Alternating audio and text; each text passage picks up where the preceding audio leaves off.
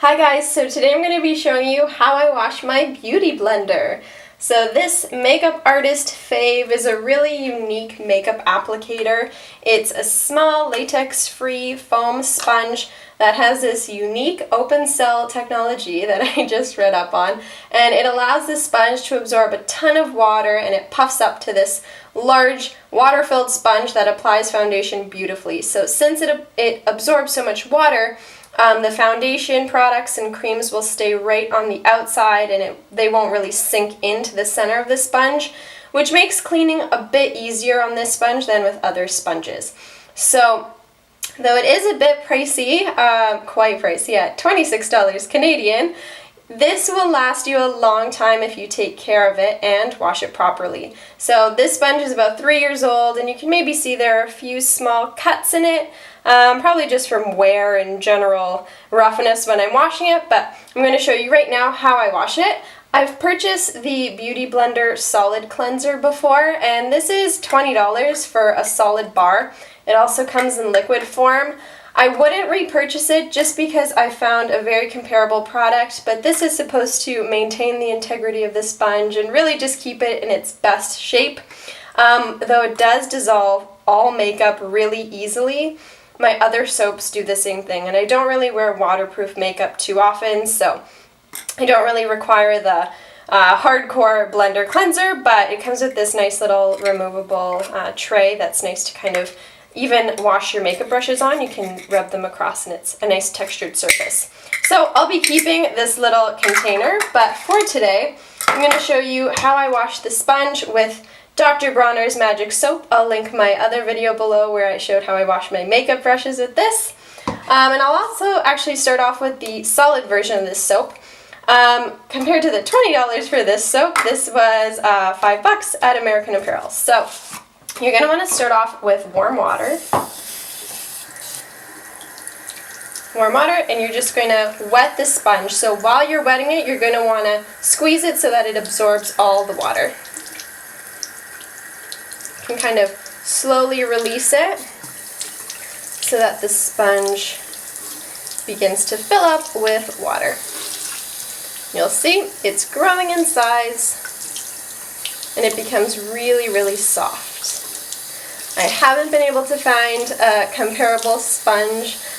Some people say the Real Technique ones are pretty similar, but since I don't use this every single day, I think I'll be an advocate of just buying a regular Beautyblender, splurging a bit, and then enjoying how fabulous it is. Okay, so should be filled up with water now. And what I'm going to do is get it really saturated with water. You don't want to squeeze out the water like you would when you're applying your makeup. So it's completely saturated, and now I'm just going to rub it onto the sponge. You're going to want to coat the entire sponge in soap. Okay, so you can see a lot of the makeup is coming off already.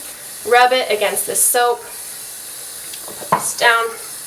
And then this is the trick. You're going to really want to massage the makeup out of the sponge. So get it wet again.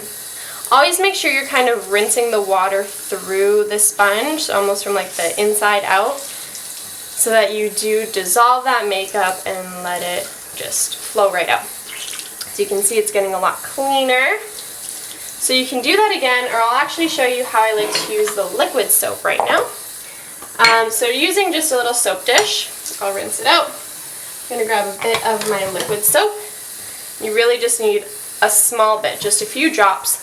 Mix it with some water, and then saturate the sponge in that liquid. Since this Dr. Bronner soap is I want to say pigmented, it's like really saturated, you need just a small amount.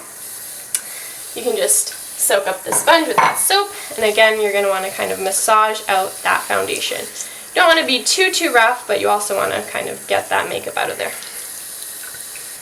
There we go. Perfect.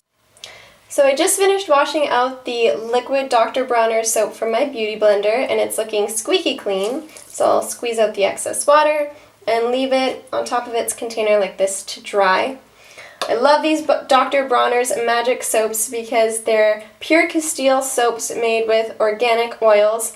So an oil-based soap like this will dissolve your oil-based foundation and concealer so easily, especially when you use warm water. That'll really dissolve the oil much quicker than with cold water and a soap that doesn't have oil in it. The almond and hemp one is a little bit less fragrant than, say, the peppermint or even the tea tree one that they have, and I love the bar form to really get a concentrated amount of soap maybe on the tip or parts of the Beauty Blender that you use more. Overall, these are really great soaps. You can find similar ones at health food stores or even Bulk Barn. I see a lot of oil-based soaps there. But also make sure to wash your sponges every 2 to 3 uses.